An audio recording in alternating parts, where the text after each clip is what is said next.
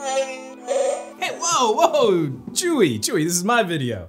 May the 4th be with you. If you really wanted to get your Star Wars swag on, what would that look like?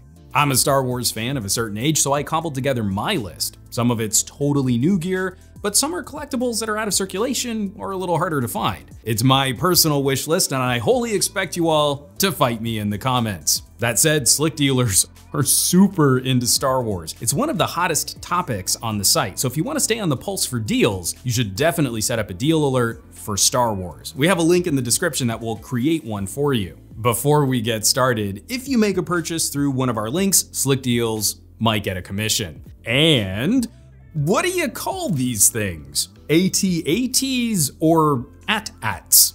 What's wrong? What's right?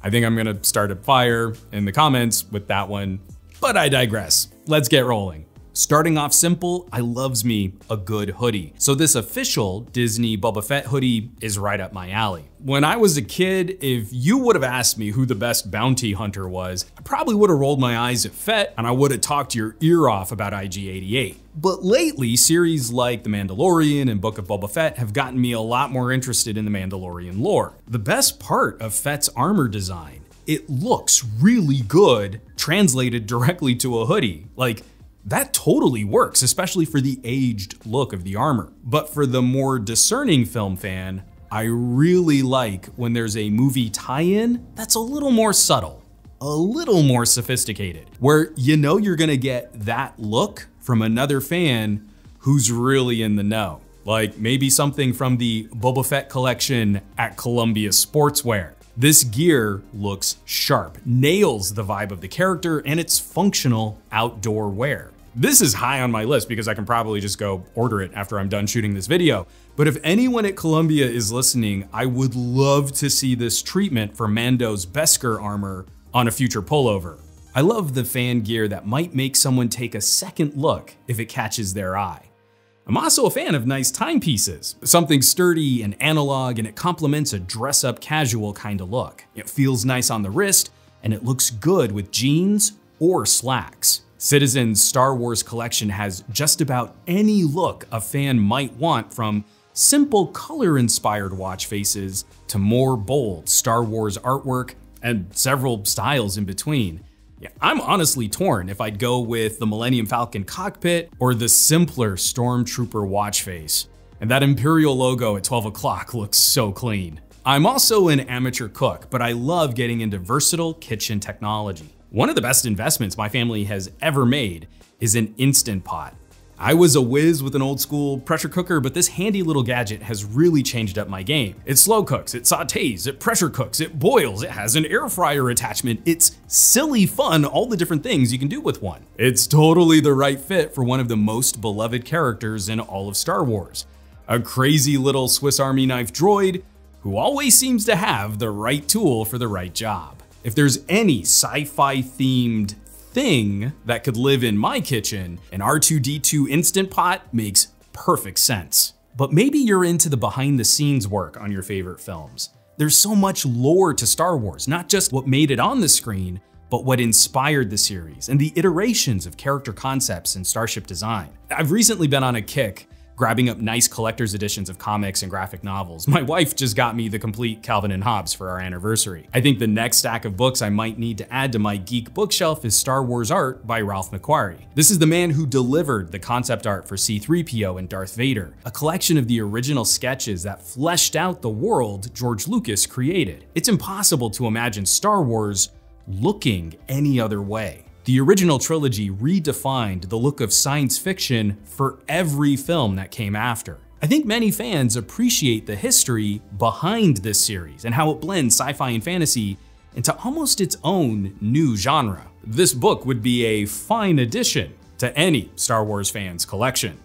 Talking about the real collectible gear, there's so much Star Wars stuff, it's exciting to see how every fan can craft their own unique collection. For this video though, there's one item that I'm absolutely kicking myself that I didn't pick up when they were new and more easily acquired. Well, the folks at Sphero collaborated with Lucasfilms on not only a BB-8, but also an R2-D2. Still, one of the all-time best translations of R2 into a practical toy. We got one for my nephew, and I talked myself out of getting one for myself.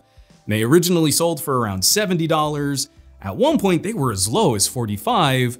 Today, they sell for quite a bit more. And I really wish I could go back in time and slap myself around for not accidentally buying a second one. And last, but certainly not least for this list, what if we could blend our Star Wars fandom with another toy obsession? I mean, this one is super obvious. Lego is rad, Star Wars is cool. We need a word that mashes up rad and cool like peanut butter and jelly.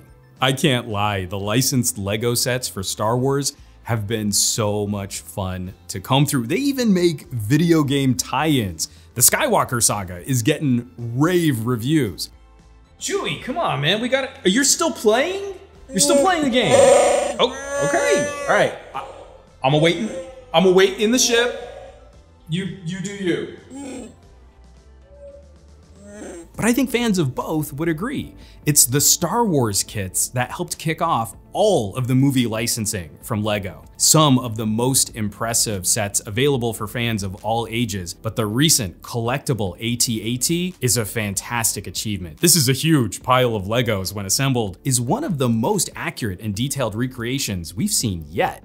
Plus, it's just such an iconic movie vehicle, this lumbering quadruped of death, ready to lay siege to any rebellion stronghold. $800, 6,700 pieces.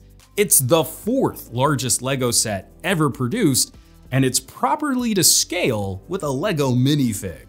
This is a brilliant crossover toy, a crown jewel piece in both a Star Wars and a Lego collection. And that's gonna wrap this one up for me. Star Wars is in an interesting transition period between movies, but watching the franchise grow through more TV series. I've been having a lot more fun with these stories as the universe of Star Wars grows and we find different tales to tell. This has been my Star Wars swag wish list, but I'm sure others watching this would add completely different items. So what's your favorite Star Wars collectible? Drop us some of them tasty hot takes in the comments below. May the 4th be with you. And don't get too rowdy on Revenge of the 5th. And have some fun with a series of stories that have delighted generations of fans. As always, thanks so much for watching, for sharing, and make sure you hit those subscribe options down below. For Slick Deals, I'm Juan Carlos Bagnell, aka Some Gadget Guy, and I will catch you all on the next video. May the 4th be with you. May the 4th be with you. Anakin, may the 4th be with you. The 4th be with you, Master. May the 4th be with you.